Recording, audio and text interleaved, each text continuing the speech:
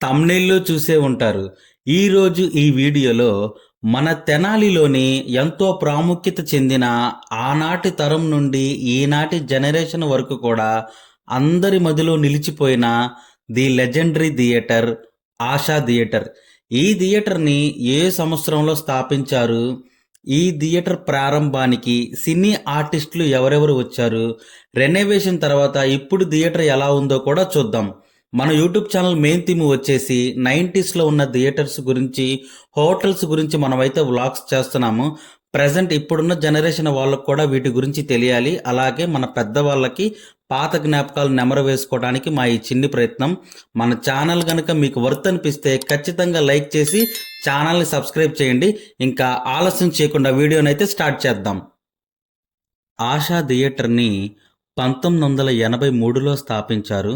Theatre ప్రారంభోత్సవానికి చలనచిత్ర పరిశ్రమ నుండి సినీ ఆర్టిస్టులు మరియు ప్రముఖమైన వ్యక్తులు కూడా పాల్గొన్నారు. మన సూపర్ స్టార్ కృష్ణ గారిచే ప్రారంభించిన ASHA luxury theatre air condition auditorium, అధునాతన సౌండ్ సిస్టంతో, సౌకర్యవంతమైన సిట్టింగ్తో, పెద్ద స్క్రీన్ మరియు విశాలమైన పార్కింగ్ కూడా కలదు. ఈ ఆశా థియేటర్లో ప్రదర్శించబడిన మొదటి చిత్రం మన సూపర్ స్టార్ కృష్ణ గారు, జయప్రద గారు కలిసి నటించిన సినిమా ప్రజారాజ్యం. థియేటర్ ప్రారంభం రోజున మధ్యాహ్నం నుండి కూడా ఈ చిత్రం ప్రదర్శించబడింది. ఆశా లగ్జరీ థియేటర్ 1983లో ఈ థియేటర్ యొక్క నిర్మాణం జరగగా నేటికి 43 సంవత్సరాలు పూర్తి చేసుకుంది. ఎన్నో సినిమాలు ఈ థియేటర్లో ప్రదర్శించబడ్డాయి. మరెన్నో సినిమాలు ఆల్ టైమ్ టౌన్ రికార్డుగా నిలిచాయి. వాటి గురించి ఇప్పుడు చూద్దాం. సూపర్ స్టార్ కృష్ణ గారు నటించిన పోరాటం సినిమా 1983 డిసెంబర్ 9న విడుదలయ్యింది. ఆశా థియేటర్లో మొదటి వారం రూ. 74,878 వసూళ్లు చేసి ఆల్ టైమ్ టౌన్ రికార్డుగా నిలిచింది.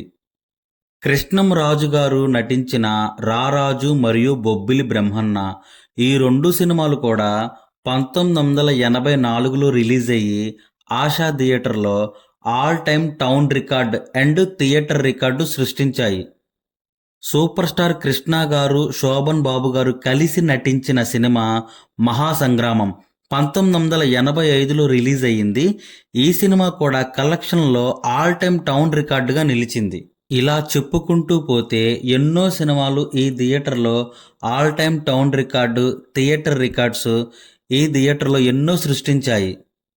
బాలకృష్ణ గారు, సుహాసిని గారు కలిసి నటించిన చిత్రం ప్రెసిడెంట్ గారి అబ్బాయి.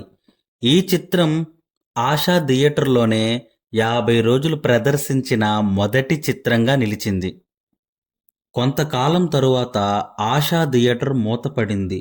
2025లో థియేటర్ రెనోవేషన్ జరిగి సరికొత్త హంగులతో, లేటెస్ట్ టెక్నాలజీతో ఆశా సినిమాస్గా అందుబాటులోకి తీసుకుని వచ్చారు థియేటర్ యాజమాన్యం. 2025 జనవరి 10వ తేదీన రామ్ చరణ్ గారు నటించిన గేమ్ చేంజర్ మూవీతో ఈ థియేటర్ ప్రారంభమైంది. ఇప్పుడైతే మనం మన మెగాస్టార్ చిరంజీవి గారు నటించిన మనశంకర వరప్రసాద్ మూవీకి ఇక్కడికి రావటం జరిగింది. Movie ticket and parking tickets అయితే తీసుకున్నాము. ఇంకా థియేటర్ లోపలికైతే వెళ్ళిపోదాం. థియేటర్ లోపల యాంబియన్స్ అంతా కూడా చాలా బాగుంది. 400కు పైగా సిట్టింగ్ కెపాసిటీ కూడా కలదు. సౌండ్ డిజైనింగ్ కూడా అద్దిరిపోయింది. Dolby atoms.